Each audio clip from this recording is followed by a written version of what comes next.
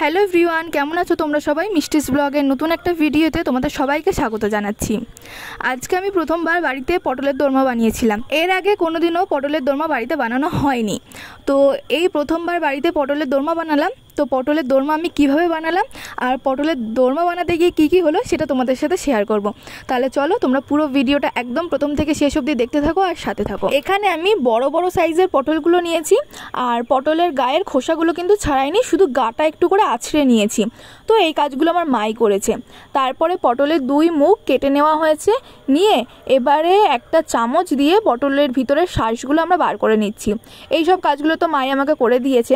তো দেখো সব পটলের ভিতরের শাঁসগুলো আমাদের বার করা হয়ে গেছে। আর এবারে আমি পটলগুলো মানে যে পটলগুলো থেকে আমরা শাঁস বার করে নিয়েছি সেই পটলগুলো ভেজে নেব।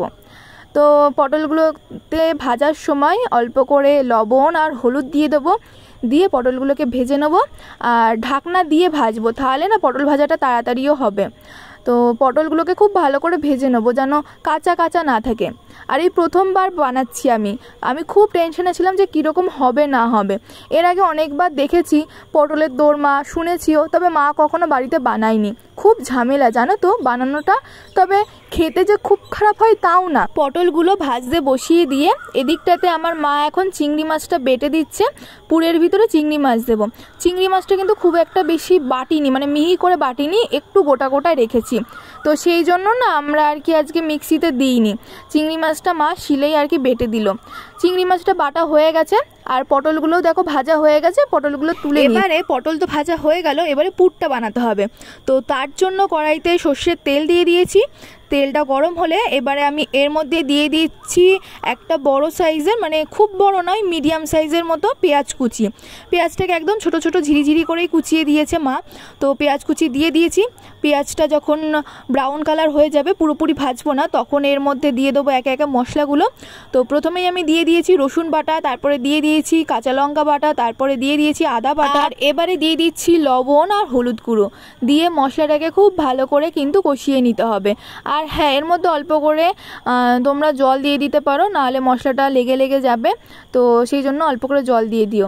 আর এবারে আমি দিয়ে দিচ্ছি 1.5 চামচ মতো চিনি, যাতে স্বাদটা খুব ভালো হয়, হালকা মিষ্টি মিষ্টি লাগে, ঝাল ঝাল স্বাদটা খুব ভালো হবে।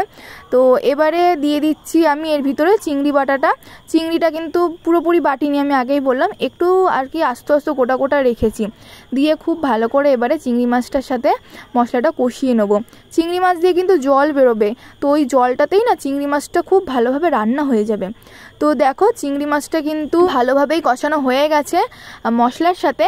এবারে আমি এর মধ্যে দিয়ে দেবো পটলের শাঁসটা, আর পটলের শাঁস দিয়ে এর মধ্যে দিয়ে দেবো আবার কিছুটা লবণ আর হলুদ গুঁড়ো দিয়ে ভালো করে পটলটাকে এবারে রান্না করে নিতে হবে। তো এটা আমি প্রথমবারই করেছি। তো প্রথমবার মানে বুঝতেই পারছো অনেক কিছু ভুল ভ্রান্তি থাকে। তো আমি যেমনভাবে করেছি আমি তোমাদের সাথে সেইভাবেই শেয়ার করছি।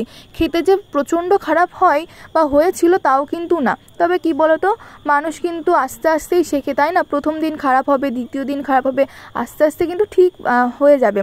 একদিন না একদিন ঠিক ভালো হবে, তাই না? একবারে তো মানুষের আর রান্নাবান্না সব কিছু ঠিক হয়ে যায় না। এখানে পুরটা আমার রেডি হয়ে গেছে। এবারে পটলগুলোর ভিতরে পুরটা আমরা ভরে দিচ্ছি।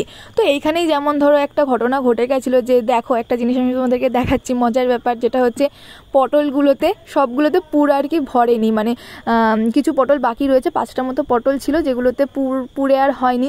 তো পুরটা একটু বেশি করেই করতে হতো, কিন্তু পুরটা বেশি করে করবোটা কি দিয়ে, শাঁস যেটুকু ছিল পটলের সেটুকু। তো এক্ষেত্রে না চিংড়ি মাছ বা অন্য কিছু তোমরা দিতে পারো। যদি তোমরা নিরামিষ করে করো তখন সয়াবিন বা আলু টালু দিয়ে অনেকে হয়তো করে, তো ওরকমভাবে করতে পারো। মানে পুরটাকে একটু বেশি করে করতে হবে, না হলে তোমার হচ্ছে ওই আর কি সব পটলগুলোতে হবে না। তো যাই হোক, আমার ওখানে সমস্ত পটলগুলোতে পুর ভর্তি হয়ে গেছে, মানে 5টা পটল বাদে। এবারে আমি মশলাটা করব, মানে পটল রান্নার যে গ্রেভিটা সেটা করছি। আমি প্রথমে কড়াইতে তেল দিয়ে দিয়েছিলাম, তারপরে 2টো শুকনো লঙ্কা দিয়ে দিয়েছিলাম ফোড়নের জন্য, আর তারপরে পেঁয়াজ কুচি, পেঁয়াজটা ভালো করে ভাজা হলে তারপরে টমেটো কুচি দিয়ে দিয়েছি। তারপরে একে একে সমস্ত মশলা, যেমন ধরো ওই রসুন বাটা, আদা বাটা, কাঁচা লঙ্কা বাটা, পেঁয়াজ বাটা, জিরে বাটা, তারপরে লবণ, হলুদ, চিনি সব কিছু দিয়ে মশলাটাকে খুব ভালো করে কষিয়ে নিতে হবে। তো আর এর মধ্যে অল্প করে জল দিয়ে দেবো, দিয়ে মশলাটাকে ভালো করে কষিয়ে নেবো। যতক্ষণ না মশলাটা আর কাঁচা গন্ধ যাচ্ছে ততক্ষণ কষিয়ে নেবো। আরও একটা জিনিস জানো তো আমার কী ভুল হয়েছে, আমার একবারে না প্রথম দিনে এতগুলো পটল রান্না করাটা একদমই উচিত হয়নি। তো অল্প করে করাটা ঠিক ছিল, মানে যে কজন মানুষ ছিলাম সেই কটা গুনে গুনে একটা একটা করে করলে ভালো হতো।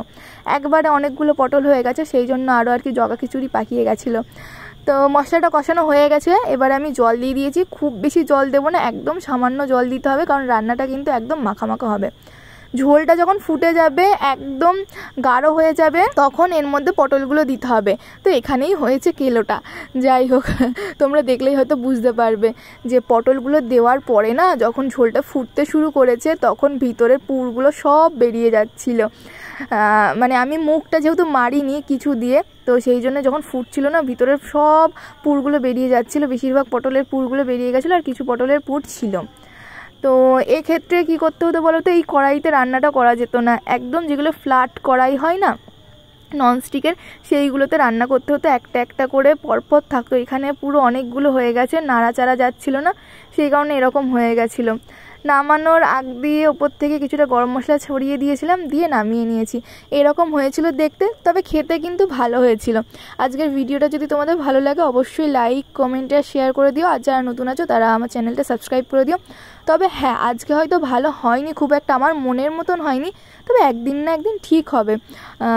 দুবারে না হলেও তিনবারের বার আশা করি আমার রান্নাটা খুব ভালো হবে। তোমাদের কেমন লাগলো আমাকে অবশ্যই কমেন্ট করে জানিও।